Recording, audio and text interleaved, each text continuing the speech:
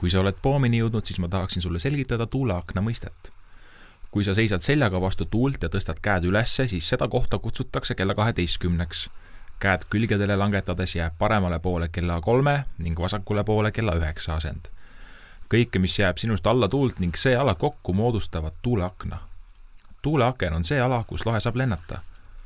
Nüüd sa võid minna ja poomi kätte võtta. Pane turvarihm ümber vasaku käe randme. Enne lohe õhku tõstmist näitan ma sulle, kuidas seda kontrollida. Punane jääb alati sinu vasakule ning sinine sinu paremale poole. Lohe juhtimiseks tuleb poomi lükata ja tõmmata. Kui sa tõmbad vasakut poolt, siis lohe liigub vasakule. Kui sa tõmbad paremat poolt, siis lohe liigub paremale. Poomi niimoodi keerates ei mõjuta see lohe liikumist kuidagi. Ma näitan nüüd, kuidas lohe üles lastakse. Veendu veel korraks, et punane on sinu vasakul pool ning sinine paremal pool. Selg on vastu tuult ning lohe alla tuult. Astu nii kaua tagasi, kuni liinid on pingul ning jätka liikumist tagasi, kuni lohe hakkab tõusma. Jätka tagasi liikumist ning ära keera, lükka ega tõmba poomi, vaid lase lohel otse pea kohale kella 12 peale tõusta. Niisiis, astume tagasi, tõmbame lohet ning lohe lendab otse ülesse niiti. Su lohe on nüüd õhus. Hakka lohega pea kohal väikeseid 8 tegema. Esmalt tõmba kergelt vasakult ning siis kergelt paremalt poolt. On näha, et ma tõmban ja lükkan poomi. Kui ma poomi keeran, siis lohe ei liigu üldse. Tõmba aeglaselt vasakut poolt, aeglaselt paremat poolt. Proovi lohe liikumist ette näha enne, kui see reaalselt toimub. Ole rahulik ja lõdvestunud. Kui sa oled 8 tegemisega harjunud, vii lohe alla tuuleakna serva.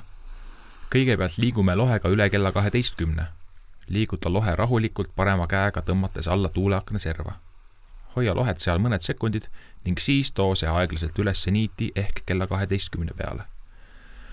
Nüüd, kui lohe on kella 12 peal, toome selle samamoodi alla kella 9 peale. Hoia lohet mõned sekundid seal ning liigu aeglaselt uuesti ülesse niiti.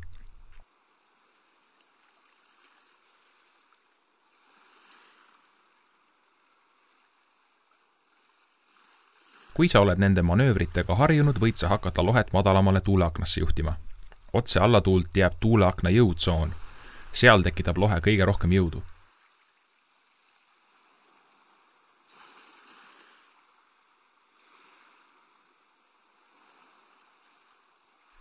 Mida osavamaks sa saad, seda mugavamalt tunned sa ennast lohet jõudsooni liigutades.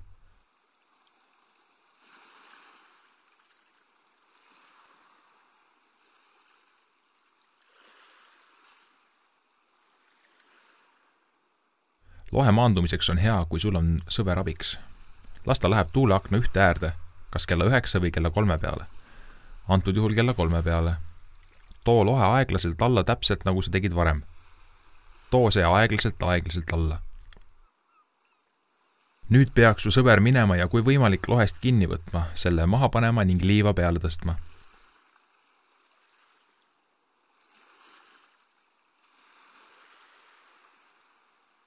Tugeva tuulega või kui sul on sõber abiks, saab lohet väga hästi samamoodi üles lasta, nagu me seda alla lasime.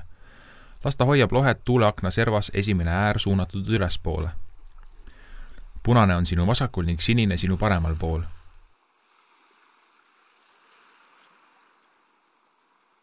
Kui sa oled valmis, tõmba poomi peale ning kui sõber lohe lahti laseb, peaks see otse üles pea kohale lendama. Ohutusrihm on sul selleks, kui sa tunned ennast lohet lennutades ebamugavalt või kui lohel on liiga palju jõudu. Sa võid alati poomist lahti lasta. See on midagi, mida sa peaksid niikuinii harjutama. Kui midagi juhtub või läheb valesti, lase lihtsalt poom lahti ning lohe kaotab oma jõu ning kukub rahulikult maha. Siis on kasulik, kui sul on sõber kaasas. Nüüd ta võib lihtsalt minna ja lohe üles tõsta.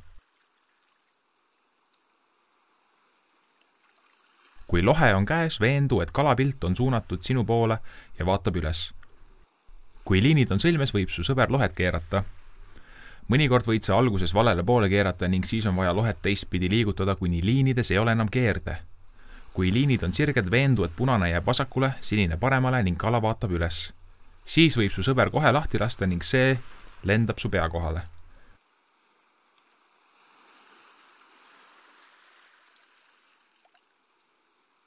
Nüüd sa tead, kuidas lohet lennutada.